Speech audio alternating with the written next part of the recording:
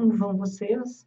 Estamos aqui, então, para o nosso módulo 6, né? Estamos na disciplina de estágio 1, já quase nos encaminhando para a conclusão da disciplina, né? Como vocês podem notar, já passamos da metade, temos muitos textos, né, disponíveis para leitura, para colaborar com a pesquisa de estágio, com o relatório de estágio. E hoje, então, nessa aula, nós vamos tratar da questão da inclusão escolar no ensino médio. Professora, por que tu escolheu esse tema? Bom, eu escolhi esse tema, né, pelas conversas que tenho tido nos polos com os colegas de vocês, quando vou dar aula presencial. Então, nesses momentos de encontro presencial, discutindo o relatório de estágio, alguns temas, né, aparecem como temas de possível investigação. Então, recentemente estive no polo de Ulha Negra, onde alguns dos colegas de vocês já me mostraram um trabalho que vem realizando, né, e onde a gente pôde discutir um pouco sobre a questão da inclusão escolar no ensino médio. E vocês também tiveram ali a nossa webconferência, né, com a Patrícia Pinheiro, que atua na nossa disciplina como tutora, mas que é uma pessoa que tem uma grande prática com inclusão nas escolas do município de Pelotas. Bom, uma coisa que a gente deve pensar quando a gente fala na inclusão escolar de modo amplo, né, é que estamos recebendo muitas crianças no ensino fundamental com diferentes necessidades, né, de aprendizagem, diferentes estratégias que precisam ser utilizadas e que para a utilização das estratégias adequadas, nós precisamos, então, conhecer um pouco dessas deficiências, né, ou das síndromes, das questões que influenciam na aprendizagem dos alunos. Então, sobre isso, né, eu disponibilizei para vocês um texto que eu achei bastante interessante, porque nos traz uma experiência já de uma escola, de uma pesquisa que foi feita com professores em uma escola, né, que vai falar sobre a inclusão escolar no ensino médio, os desafios da prática docente. Então, recebemos já há bastante tempo alunos no ensino fundamental com diferentes necessidades de aprendizagem, com deficiências e com síndromes.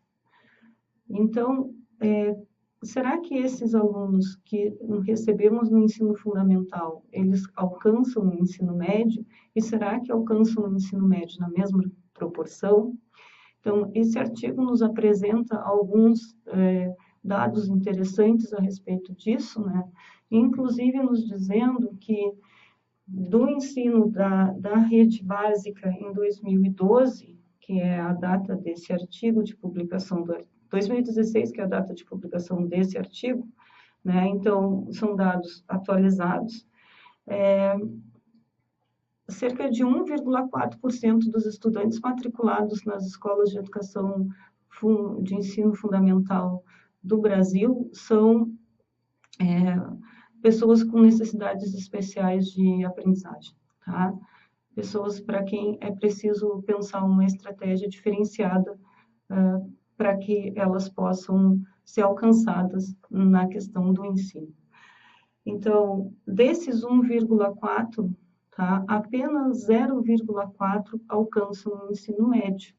Então, vocês vejam, né, que embora a gente olhe para dentro das escolas, né, e vocês agora realizando as visitas de estágio de vocês devem ter já se dado por conta dessa realidade. Embora a gente olhe para as escolas e perceba um grande número de pessoas com outras necessidades, né, outras dificuldades, nós também podemos notar que quando chegam no ensino médio, esse número cai bastante. E quais são, então, esses motivos que levam essa pessoa a abandonar a escola no ensino fundamental ou a não conseguir alcançar né, passar do primeiro para o segundo ano, vencer, então, todas as etapas do ensino médio? Bom, Uma das coisas aqui que as nossas autoras, que são a Patrícia Amara Almeida Garcia, Rosimeire Fernanda Ferreira Diniz e a Morgana de Fátima Agostini Martins, elas nos dizem sobre a qualidade do trabalho do professor, que está vinculada a uma série de condições. Essas condições nós já até discutimos nas nossas aulas aqui, né?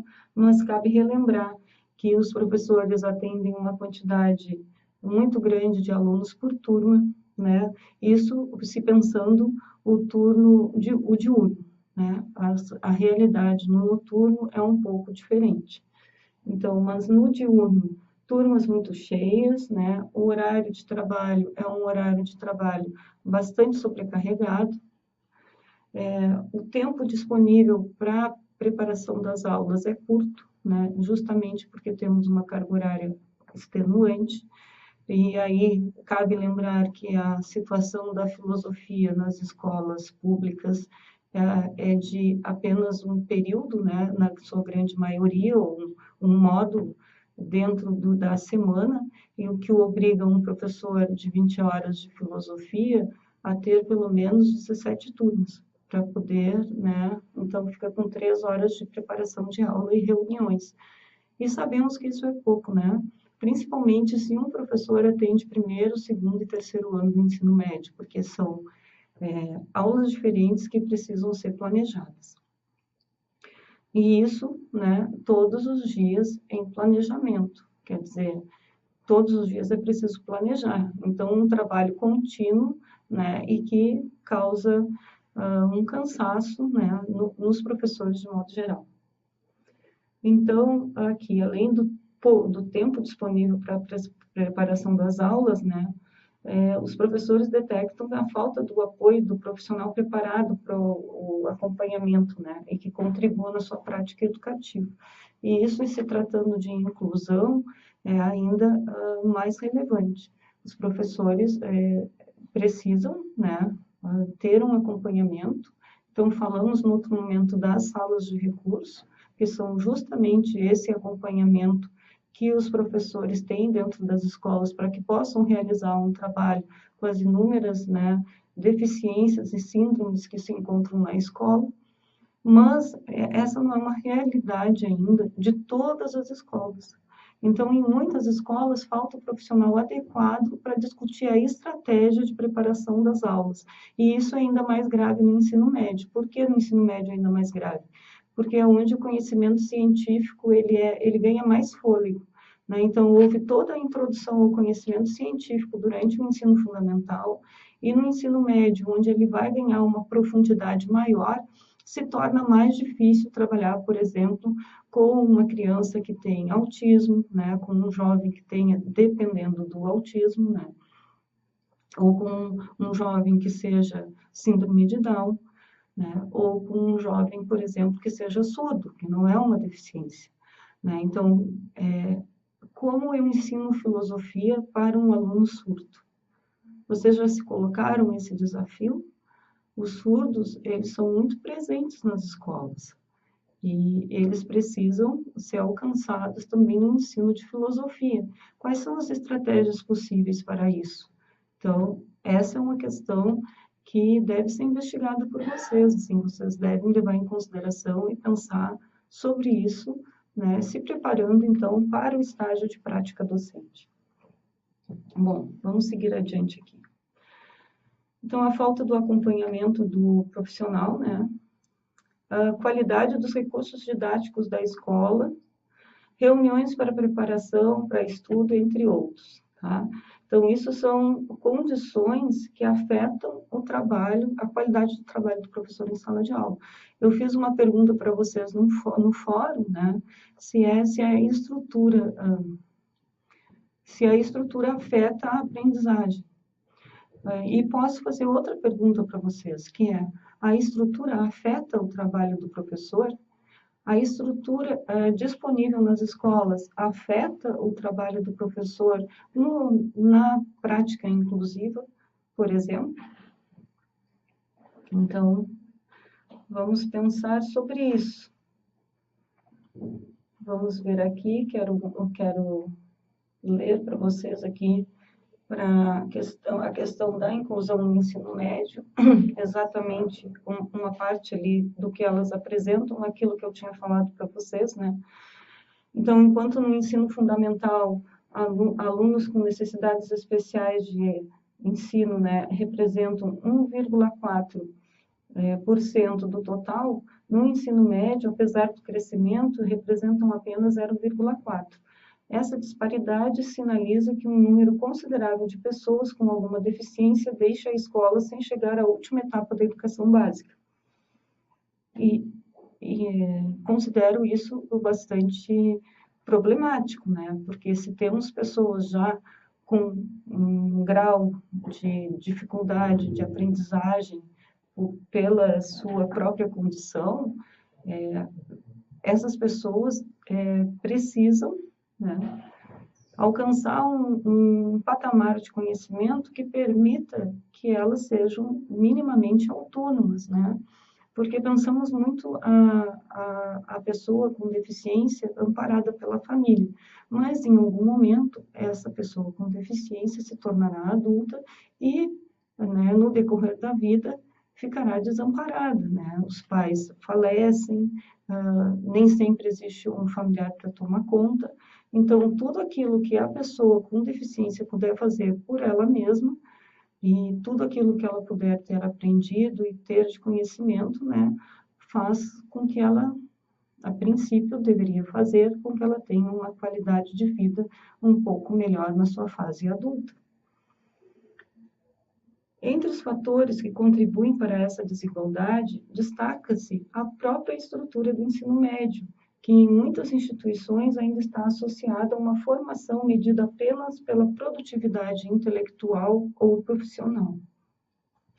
Como consequência, falta espaço nos currículos para uma preocupação devida com a inclusão.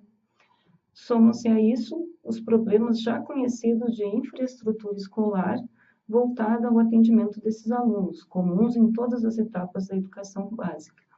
Então, quando pedimos que vocês observassem a escola, observassem o interior da escola, observassem as questões de inclusão e conversassem com a gestão escolar e com a coordenação pedagógica sobre as questões de inclusão, justamente sobre isso, qual é a estrutura oferecida para as pessoas que são cadeirantes, por exemplo, para terem acesso à sala de aula, a própria escola, né?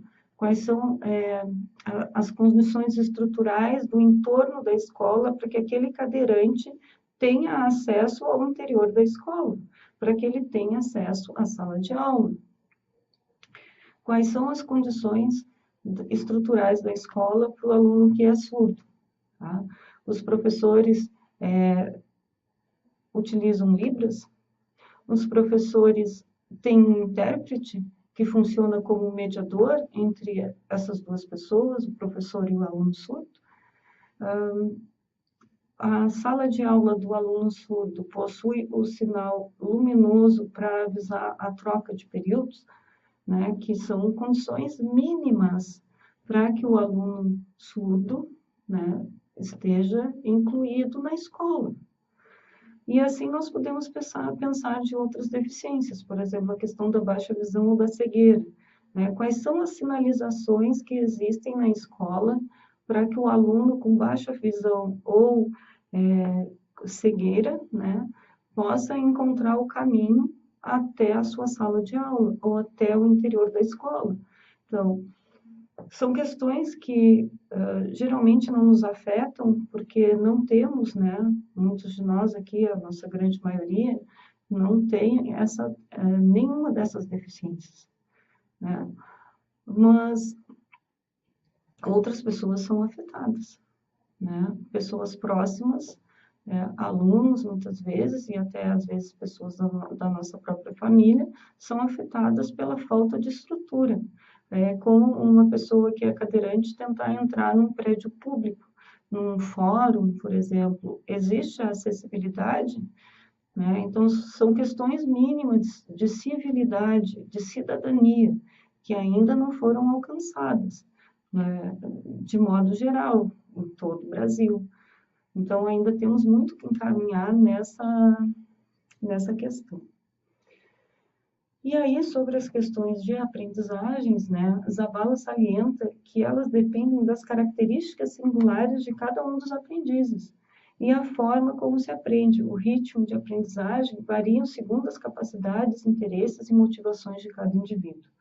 Então, dessa maneira, né, é possível observar a atenção à diversidade e identificar necessidades individuais dos alunos, cabendo ao professor fazer esse percurso e buscar estratégias de trabalho que permitam responder adequadamente às necessidades individuais de todos os alunos.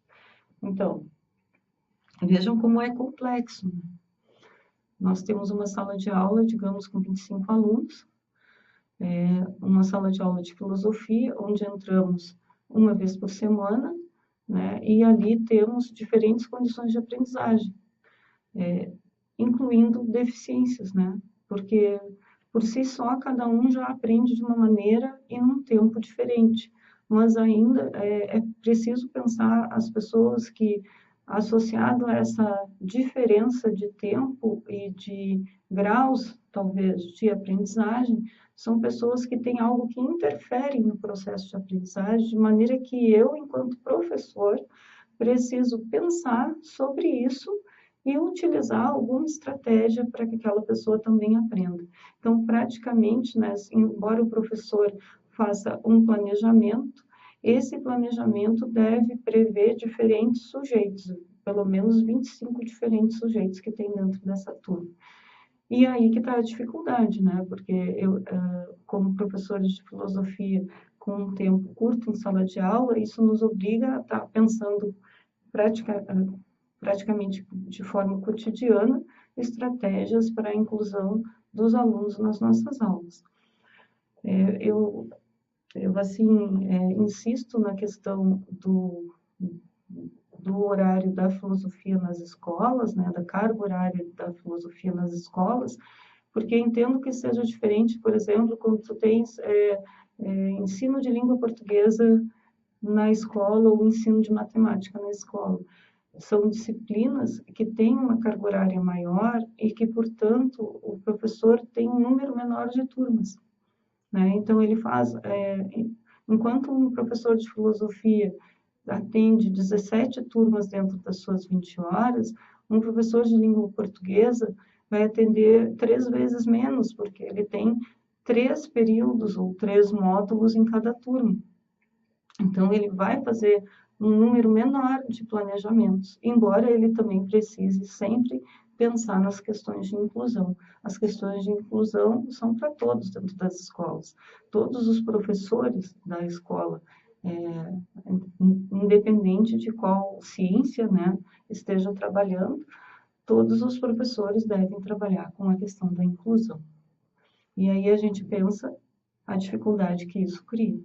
E aí a gente também deve entender que uma parte da nossa formação é feita dentro da universidade e outra parte vai muito da nossa disposição de querer investir no nosso trabalho, que é o trabalho docente, né?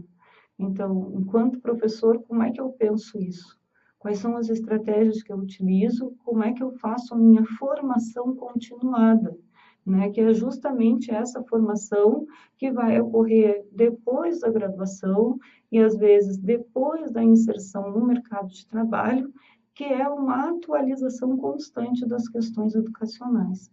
Então, eu continuo, embora as pessoas tenham adquirido o grau, né, tenham colado o grau e serem, então, licenciados, após essa formação da graduação, é necessário continuar estudando. E as questões de inclusão precisam ser, sim, estudadas de forma mais profunda pelos professores que estão atuando na educação básica, principalmente. Então, essas professoras nos apresentam alguns gráficos ali ao final, né, da investigação que elas fizeram, e as deficiências que foram encontradas na escola em que houve essa pesquisa, a maior incidência foi de deficiência intelectual. E aí são diferentes deficiências, né? Dentro disso que se chama deficiência intelectual. Mas a deficiência intelectual, ela faz com que o aluno tenha um ritmo muito vagaroso de aprendizagem e que muitas vezes ele não aprenda com a estratégia tradicional da sala de aula. Precisa um investimento do professor naquele aluno para que ele dê conta, né, e que ele vagarosamente vá conseguindo compreender aquele conteúdo que está sendo trabalhado pelo professor. Então, deficiências físicas, de modo geral, vem a segunda maior incidência, né? As deficiências de visão, como a cegueira completa ou a baixa visão, as deficiências auditivas, né? A baixa audição ou a total surdez, e deficiências múltiplas, que são quando uma pessoa tem mais de uma deficiência associada. Então, pessoas com surdo-cegueira, por exemplo, não enxergam e não escutam. Como é a aprendizagem dessas pessoas? Essa é uma questão para ser investigada. Então, foi aplicado um questionário aos professores em que era perguntado, foi perguntado para eles o que era a inclusão do aluno, né, com necessidades especiais, educacionais especiais. Então, foi perguntado também aos professores, você tem algum aluno na sua sala ou na sua escola que apresenta necessidades educacionais especiais? Se tiver, como você tem trabalhado?